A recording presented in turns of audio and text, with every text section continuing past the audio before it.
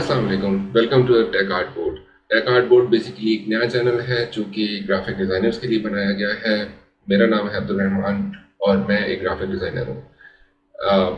इस चैनल के थ्रू, इस फोरम के थ्रू मेरी कोशिश ये रहेगी कि हर वो बंदा, हर वो स्टूडेंट जो graphic designer, professional graphic designer बनना चाहता है, उसके लिए through basic, through start, through scratch आपको लेके चला जाए और अप टू एडवांस लेवल आपको मैं इसमें टीच करूँगा। ग्राफिक डिज़ाइनिंग क्या है? ग्राफिक डिज़ाइनिंग बेसिकली एक आर्ट है, एक प्रेजेंटेशन है जिसके अंदर आप ब्लेंड होता है कलर्स का, टाइपोग्राफी का एंड व्हाटएवर यू वांट, जिसके थ्रू एक ऑडियंस को, जिसको आप हेड करना चाह रहे हैं, उसको एक मैसेज देना चाह रहे हैं, आप एक ग्राफिकल रिप्रेजेंटेशन के थ्रू आप उनको अपना एक मैसेज कन्वे करते हैं। मैं उर्दू स्पीकर हूँ, मैं आपके साथ उर्दू में बात करूँगा। आप उर्दू स्पीकर हैं, आप उर्दू में बात समझ जाएंगे। आपको स्पेनिश नहीं आती, आपको चाइनीज़ नहीं आती, आपको जर्मन नहीं आती। अगर मैं आपके साथ जर्मन लैंग्वेज में बात करूँगा, स्पेनिश में बात करूँगा, इवन चाइनीज़ में बात करूँगा, आपको कुछ समझ नहीं आएगी। क्यों? बेसिकली आपको वो लैंग्वेज अंडरस्टैंड करते हैं। इसी तरीके से मैं जब आपके साथ जब ये आप ग्राफिक डिज़ाइनर बन जाएंगे इंशाल्लाह, तो आपको अपनी ऑडियंस नीड को अंडरस्टैंड करना होगा और आपको वो चीज़ क्रिएट करनी होगी जिससे आप एक अच्छे ग्राफिक डिज़ाइनर बने। और आपको एक अच्छा ग्राफिक डिज़ाइनर ऑब्वियसली वही होता है जो कि अपने ऑडियंस की नीड को अंडरस्टैंड करता है और वही चीज़ क्रिएट करता है, वही अमाउंट ऑफ कलर्स और वो वही टाइप ऑफ टाइपोग्राफी एंटर करता है जो कि उस पर्टिकुलर आर्ट की या इमेज की रिक्वायरमेंट होती है या उस ऑडियंस की रिक्वायरमेंट होती है। सो ये तो हो गया ग्राफिक डिज़ाइनर क्या होता है। ग्राफिक डिज़ाइनर की बेसिकली जॉब्स कहाँ कहाँ कहाँ पे हैं और कैसे कैसे हैं। सम पीपल थिंक कि जनाब इसके अंदर तो बड़ी सेचुरेशन आ चुकी हुई है ग्राफिक डिज़ाइनिंग में, तो मुझे ग्राफिक डिज़ाइनर बनने की क्या ज़रूरत है। कुछ लोग सोचते हैं कि जनाब मुझे समझ नहीं आ रही और मैं शायद नहीं कर पाऊँगा। ऐसा कुछ नहीं है। सबसे पहली तो बात मैंने आपको की सेचुरेशन की। सैचुरेशन वाली बात मैं आपको पहले क्लियर इस तरह करता चलूँगा, ग्राफिक डिज़ाइनिंग इतनी वास्ट है कि जब भी कभी किसी कंपनी ने कंपनी स्टार्ट करनी है, आफ्टर रजिस्ट्रेशन उन लोगों को पहला काम ये करना होता है कि अपना लोगो डिज़ाइन करना होता है। लोगो डिज़ाइनिंग के लिए लोगो डिज़ाइनर की ज़रूरत है। Then they need to design their brochures, their like menus, packaging, every single thing they need a graphic designer। आपको यहाँ तक क्लियर होगी बात। आपने सोशल मीडिया में मार्केटिंग करनी है किसी भी कंपनी में, उस मार्केटिंग से पहले जो उसको डिज़ाइन किया जाता है वो भी ग्राफिक डिज़ाइनर यूज़ कर रहा होता है। सो मेरा ख्याल है कि किसी भी चीज़ से ज़्यादा एक कंपनी के अंदर जिस चीज़ की ज़रूरत है वो है ग्राफिक डिज़ाइनर। ग्राफिक डिज़ाइनिंग के लिए जॉब्स कहाँ पे अवेलेबल है? It's a very good question. आप कंपनीज में जॉब कर सकते हैं जो भी नई हैं, जो भी या पुरानी हैं।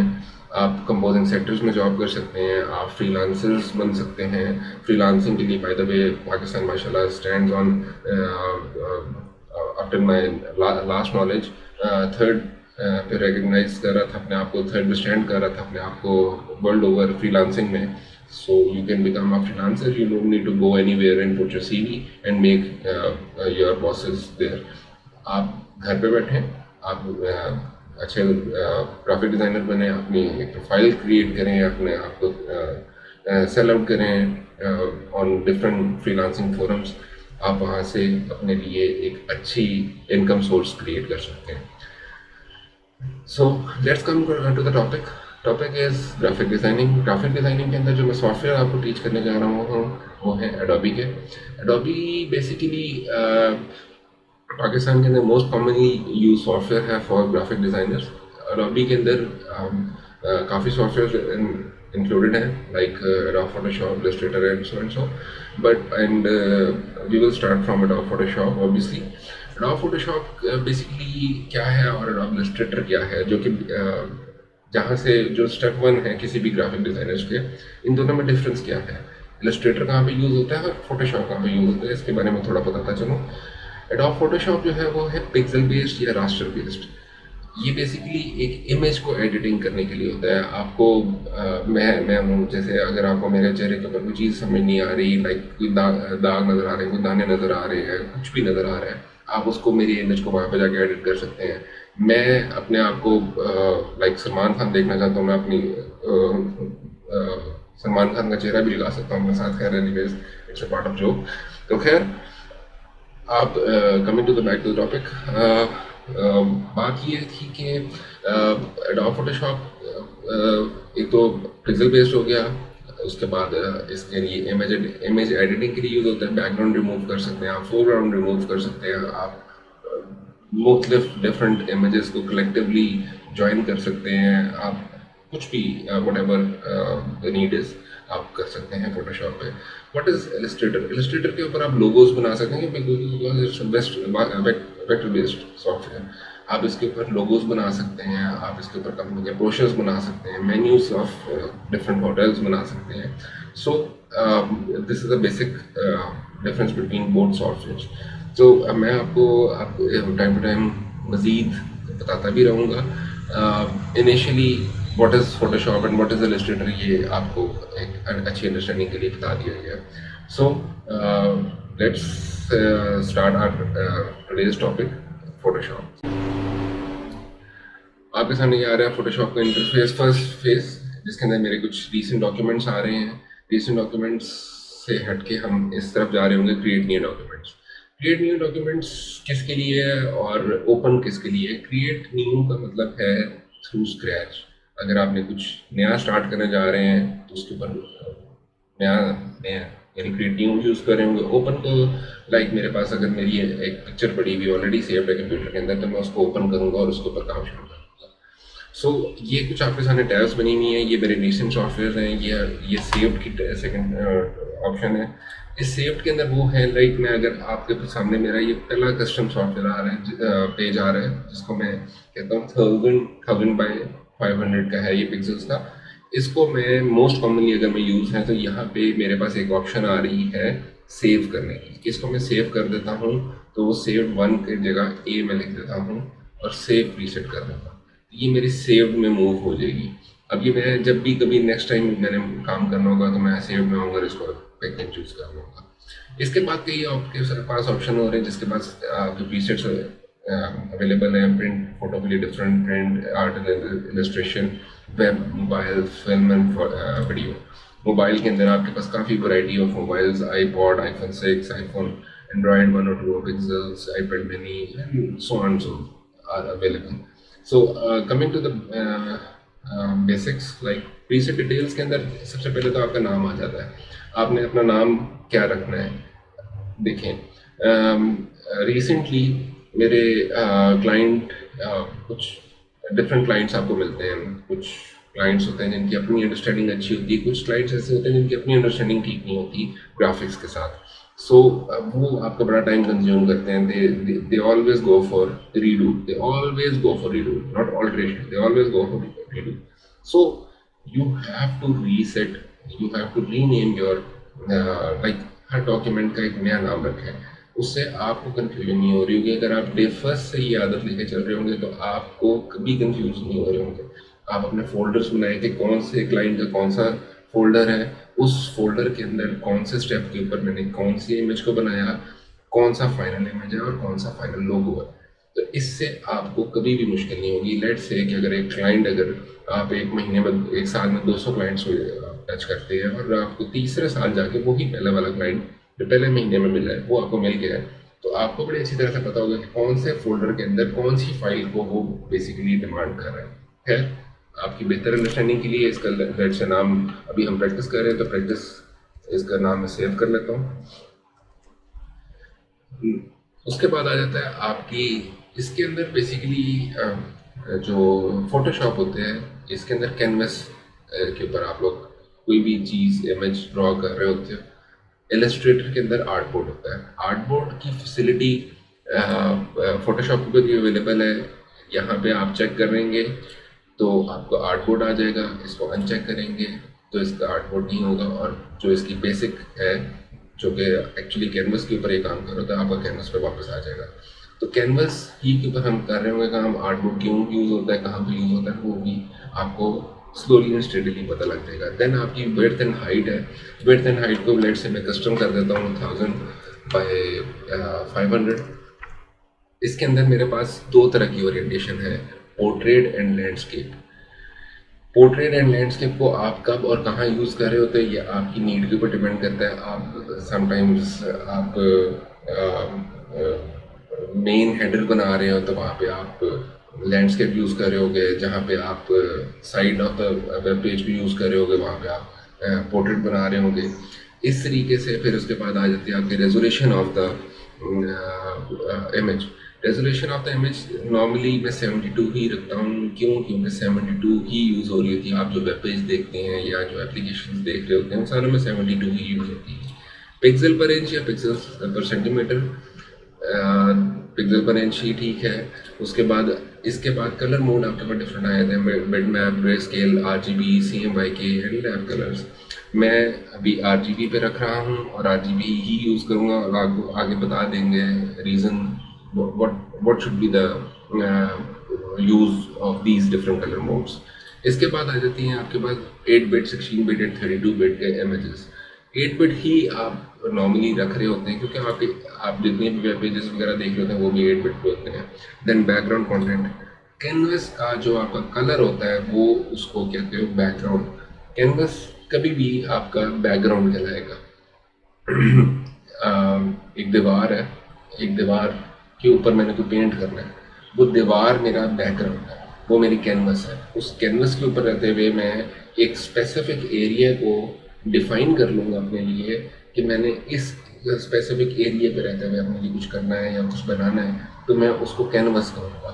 जब मैं उस कैनवस के अंदर कुछ भी ड्रॉ कर रहा हूँगा तो वो एरिया मेरा वाइट भी हो सकता है, वो मेरा ब्लैक भी हो सकता है और कोई भी कलर हो सकता है, बट इट इज़ रिकमेंडेबल कह लें आप, या नॉर्मली यूज वाइट ही हो रहा होता है क्योंकि वाइट कलर के ऊपर कोई भी चीज़, क्योंकि ब्लैक कलर एब्जॉर्ब कर लेता है, वाइट कलर्स को आपके इंडिविजुअली शो करता है।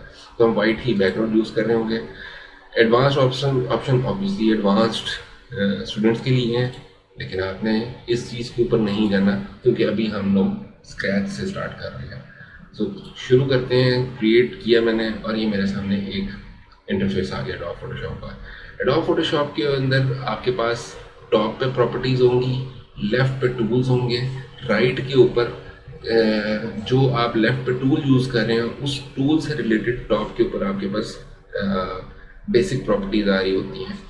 राइट के ऊपर आपके पास उन जो आपने टूल्स यूज़ किए होते हैं उससे रिलेटेड लेयर्स आ रही होंगी, चैनल्स आ रहे होंगे, कलर्स आ रहे होंगे, अगर आप कुछ टाइप कर रहे हैं टाइप से रिलेटेड चीज़ें आ रही होंगी।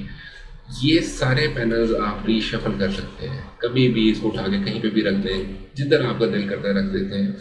और अगर आप कहेंगे जनाब ये सारे के सारे गायब हो गए हैं, अब मैं इनका क्या करूँ, तो आप सिंपली क्या करेंगे, आप वर्क स्पेस पे जाएंगे, window, work space and the third last option is reset किया, सब कुछ आपका वापस आ जाएगा। You don't need to worry about. एक आपका विंडो में ये ऑप्शन गिवन है ऊपर, और इधर एक राइट साइड के ऊपर सबसे टॉप पे विंडो क्लोज है, इसके नीचे एक एरो बना हुआ छोटा सा, उसके थर्ड लास्ट ऑप्शन है रीसेट एसेंशियल्स। कि आपका सब कुछ दोबारा से रीसेट हो जाएगा और जिस तरह बाय डिफ़ॉल्ट एडोब की तरफ से आता है वो आपके पास आ जाएगा। चलते हैं आगे। अच्छा, इस चीज़ के अंदर मैं आपको एक बात ऐड करता चलूँ। There are so many graphic designers in the market, but you have to become the special most and the most professional graphic designer in the market। और उसको बनने के लिए ज़रूरी नहीं है कि आप मेरे सारे लेक्चर्स एक दफ़ा देख लें तो आप ग्राफिक डिज़ाइनर बन जाएंगे। You have to invest your time, your precious time. आपने जितना टाइम देंगे, यू नीड अ पेशेंस। आपको एक अच्छा ग्राफिक डिज़ाइनर बनने के लिए ज़रूरी है कि आप जितनी प्रैक्टिस कर सकें। मैंने आज मुझे गाड़ी का इंजन बनाना नहीं आता, मुझे कोई कहते कि मैंने चलो जी गाड़ी का इंजन खोलो, तो मैं नहीं खोल सकता, मुझे नहीं पता क्या करना है। लेकिन मुझे उस्ताद मिलते हैं, मेरे टीचर मिलते हैं, तो मुझे कहते हैं और मैं तुम्हें गाड़ी का इंजन बनाना सिखाता हूँ। मुझे वो एक दफ़ा सिखा के चले जाएंगे, बट नेक्स्ट टाइम वो मैं इंजन नहीं खोल सकता दोबारा। अगर मैंने उसके ऊपर प्रैक्टिस नहीं की होगी, अगर मैंने उसके ऊपर अपनी डिवोशन नहीं दी होगी, फोकस नहीं रखा होगा अपना। इसी तरह adobe Photoshop, it's an example by the way. Adobe Photoshop it demands your attention, because जितनी अटेंशन आप देंगे उतनी माइंड के अंदर क्रिएटिविटी क्रिएट होगी। क्रिएटिविटी के बगैर आप क्रिएट कुछ नहीं कर सकते। तो सो यू जो जो मैं बताऊँ उस चीज़ को आप लोगों ने सुनना है, और इंशाल्लाह ताला अगर आप इम्प्लीमेंट करेंगे, उसके ऊपर आप फोकस करेंगे, then one day you will become professional graphic designer, और मुझे दुआ देंगे इंशाल्लाह। अच्छा जी, लेफ्ट नोट्स पैनल के ऊपर मैं जाता हूँ। इसके ऊपर पहली दो ऑप्शंस हैं, मार्की टूल और selection tool, move tool sorry. Move tool क्या होता है? बेसिकली किसी भी ऑब्जेक्ट को मूव करने के लिए सीसी, जब से आई थिंक 2015 में सीसी अडोबी ने इंट्रोड्यूस करवाया, उसके बाद से ये बड़ी अच्छी ऑप्शन आ रही है कि जब भी आप किसी भी टूल के ऊपर जाके स्टे करवाते हैं 2 सेकंड्स के लिए, तो ये एक डायलॉग बॉक्स ओपन हो जाता है जिसके अंदर आपको बता रहा होता है कि ये मूव टूल है, इसका शॉर्टकट की बी है, और इसका फंक्शनैलिटी, बेसिक फंक्शनैलिटी क्या है। राइट साइड के ऊपर आ जाएंगे हम मार्की टूल के ऊपर। मार्की टूल के अंदर देन डिफरेंट शेप्स हैं, rectangular marquee tool, eclipse marquee tool, single row marquee tool, column marquee tool. Rectangle marquee tool आपको पता है एक सिंपल स्केल भी हो सकता है, लॉन्ग स्केल भी हो सकता है, किसी भी तरह का स्केल हो सकता है। एक्लिप्स लाइक अंडा, कुछ भी, एक गोल आपने सूरज बनाना है, एक्लिप्स। देन आ जाता है single row marquee. Single row and column marquee में ये फ़र्क है कि rows are like horizontal, like बड़ा रेक्टेंगल हो जाएगा वो। कॉलम्स कॉलम्स लाइक किसी का आपने अखबार या न्यूज़पेपर के थर्ड या सेकंड पेज के ऊपर आप देखते हैं कॉलम्स आए होते हैं। फलाने एडिटर का एक बड़ा अच्छा कॉलम आया है। कॉलम क्यों नाम दिया गया है? क्योंकि वो कॉलम्स में होता है। So columns are vertical and rows are horizontal. So शुरू करते हैं। इसके अंदर आपके पास ये दो हैं चीज़ें जो आज हम टूल प्रैक्टिस कर रहे होंगे। देन कलर्स को आज हम डिस्कस करेंगे, और थर्ड मोस्ट जिसको मैं सबसे पहले डिस्कस करना चाहूँगा वो है लेयर्स। आपका एडोब फोटोशॉप कंप्लीट लेयर्स के ऊपर चल रहा होता है। लेयर्स के ऊपर क्यों चल रहा होता है? क्यों? क्योंकि इसके अंदर आपको एक यूज़र को, जो कि ग्राफिक डिज़ाइनर है, उसको एक आसानी दी गई है लेयर्स के अंदर काम करने की।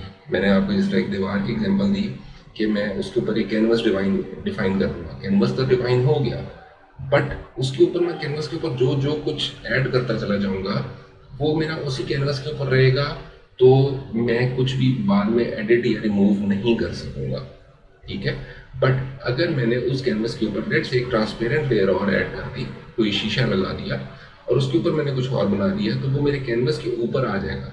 ठीक है, और इस तरीके से मैं अपनी जितने शीशे ऐड करता चला जाऊँगा उतना ही मेरा लेयर्स क्रिएट हो जाएंगे। बेसिकली लेयर्स वो उस शीशे का, उस ट्रांसपेरेंट एरिया का नाम है जो मैं उस एग्जिस्टिंग बैकग्राउंड या एग्जिस्टिंग कैनवस के ऊपर ऐड करूँगा। ठीक है, ये आपकी बैकग्राउंड इस वक्त है, इसके ऊपर मैं ऐड करने के लिए new layer new layer new layer add करता जाऊँगा। इसके बाद आपका जो बेसिकली आ जाता है कलर्स। ये दो कलर्स हम लेके चल रहे होते हैं जब भी कभी कोई एडोब पे काम कर रहे होंगे। फोरग्राउंड कलर और बैकग्राउंड कलर। नाम से जाहिर है बैकग्राउंड मीन्स से जो मेरा सबसे पीछे कलर होगा, और फोरग्राउंड मेरा जो उससे आगे कलर होगा। तो फोरग्राउंड कलर या बैकग्राउंड कलर को हम आपस में, ये एक छोटा सा ऊपर एरो लगा हुआ है, इससे हम आपस में स्वैप भी कर सकते हैं। इन कलर्स को जब हम, मैं लेट्स से को मैं पेंट ले लेता हूँ, पेंट को मैं स्मॉल कर देता हूँ। By the way shortcut keys को मैं यूज़ कर रहा हूँ, आपने अभी नहीं घबराना। कोशिश करूँगा कि कुछ ऐसा करूँ कि आप लोगों को मैं जो जो शॉर्टकट कीज़ यूज़ करूँ वो आपको लेक्चर्स के साथ साथ ही पता लगती रहे। तो शॉर्टकट कीज़ से आपने इसलिए नहीं घबराना, क्योंकि जब मैंने स्टार्ट किया था तो ऑब्वियसली उस टाइम पे मैं भी एक एक चीज़ पे जाके खुद पिक करता था और यूज़ कर रहा होता था। बट किस दिन मैं शॉर्टकट कीज़ पे खुद शिफ्ट हो गया मुझे भी नहीं पता लगा, क्योंकि it's all depend on your practice. जब आप प्रैक्टिस कर रहे होते हो आपको खुद भी नहीं पता लगता, आप गो विद द फ्लो वाली बात होती है। खैर, मैं इधर पेंट पे आया और मैंने जब इसको कैनवस के ऊपर यूँ पेंट किया मैंने कुछ भी सिलेक्ट नहीं किया हुआ था, मेरा सारा पेंट खराब, मेरा सारा कैनवस खराब हो गया। ठीक है, इसी तरह अब देखें जी, ये मेरे लेयर्स के ऊपर क्या इफेक्ट दे रहा है, मेरे बैकग्राउंड के ऊपर ये पेंट बना हुआ शो कर रहा है और मेरी बैकग्राउंड खराब हो चुकी है। अब मैं इसको कुछ नहीं कर सकता, ना मैं इसको मूव कर सकता हूँ। मेरे पास जो ऑप्शन है वो ये है कि मैं अभी इसको फिलहाल, चूँकि मैं स्टार्टिंग में था, इसको मैं अनडू करके खत्म। अनडू की इसके अंदर दो ऑप्शन हैं। सिंपल कंट्रोल प्लस जी दबाएंगे आप तो 1 स्टेप बैक जाएगा, कंट्रोल ऑल्ट जी दबाएंगे तो आपकी बैक जाता जाएगा, मजीद अंडू होते चले जाएंगे जितने भी आपने स्टेप्स बैक जाना है। एक इसके अंदर ऑप्शन गिवन होती है, मिनिमम जो ऑलरेडी बाय डिफॉल्ट सेट होते हैं वो 25 अंडूज की ऑप्शन आपके पास अवेलेबल होती है। उसको आप कम भी कर सकते हैं, ज़्यादा भी कर सकते हैं, डिपेंड ऑन यू। सो अभी मैं क्या करूँगा कि मार्केट टूल पे आऊँगा, जिस तरह मैंने पहले कैनवस के ऊपर लिया, इसका मार्केट टूल पे है। ओप्स, अभी आप अच्छा जी, मार्केट टूल पे है तो मैंने इसके ऊपर एक सिलेक्शन ले ली, इस कैनवस के ऊपर मैंने एक सिलेक्शन ले ली। ये मेरा एक एरिया आ गया, डिफाइंड एरिया जो कि ऑन है मेरे लिए। मेरे पास आसानी क्या है, मैं अगर इधर पेंट कर देता हूँ गलती से या इधर कुछ छींटे पड़ जाती, नहीं होगा। अगर मैं कैनवस के ऊपर कुछ भी कर दूंगा तो वो नहीं लगेगा, जबकि जब मैं सिलेक्टेड के ऊपर करूँगा तो मैं बेशक चाहे इसको पूरा ही पर्पल कर दूँ। ठीक हो गया जी, एक बात क्लियर होगी। ये तो होगी बात उसकी। अब ये बेसिकली एक सिलेक्शन है और मैं चाहता हूँ कि मैं सिलेक्शन को बढ़ा दूँ, ऐड कर दूँ या कोई और बना दूँ सिलेक्शन। तो मैं एक और बनाऊँगा तो मेरी पिछली रिमूव होगी। वो क्यों रिमूव होगी आए देखते हैं। ये ऊपर आपको 4 ऑप्शन अवेलेबल है। ये है जी न्यू सिलेक्शन पहली, दूसरी है ऐड सिलेक्शन। पिछली में ऐड करना है या कहीं और ऐड करना है ये आप पर डिपेंड करता है। पिछली में ऐड कर दिया, पिछली में ऐड कर दिया, न्यू बना दी, इन सारों को पढ़ के एक और नई सिलेक्शन में इन सारों में ऐड हो गया। इसके अंदर मुझे कुछ समझ नहीं आ रहा, मैं माइनस करना चाह रहा हूँ। ये वाली जगह मुझे अच्छी नहीं लग रही, जो मैं सिलेक्ट करता जाऊँगा वो माइनस होती जाएगी, वो माइनस हो रही है, ये माइनस हो रही है। फोर्थ वन इज, मुझे सारी ऑप्शन के अंदर से सिर्फ एक छोटा एरिया चाहिए, वो सारी मैंने फारिग करानी है, इतनी सी रह जाएगी, बाकी सारी रिमूव हो जाएगी। ये आपको 4 चीज़ें पता लग गई। अगली ऑप्शन है आपके पास फेदर की। फेदर क्या है? फेदर बेसिकली राउंड कर देता है चीज़ों को, राइट। अभी मैं आपको इसके अंदर आपको बताता हूँ। अभी मैं सारा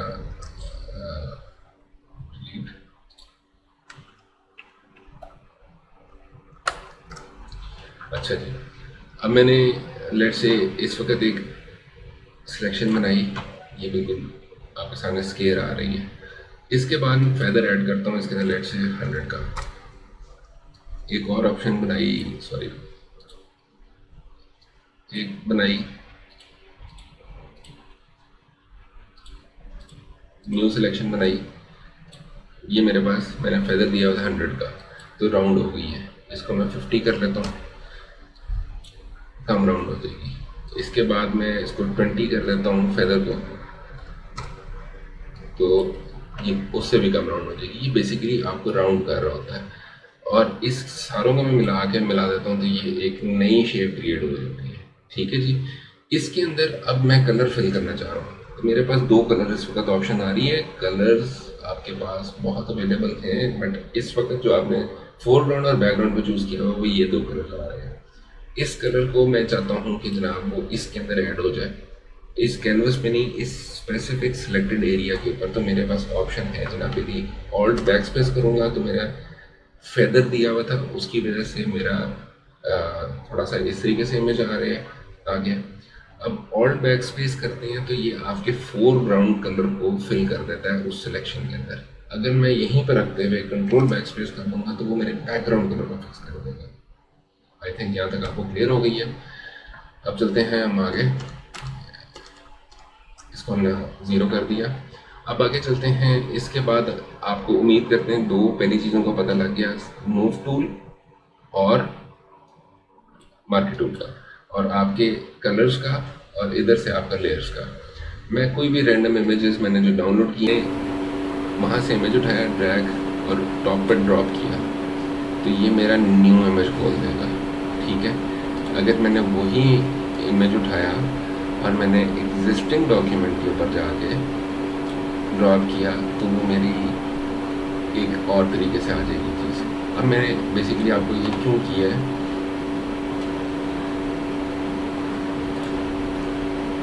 कि आपको ये बताने के लिए कि आपने एक एग्जिस्टिंग कैनवस बनाया हुआ था, उसके ऊपर आपने कोई इमेज ला के रखी तो वो आपके एग्जिस्टिंग कैनवस का पार्ट बन जाएगी।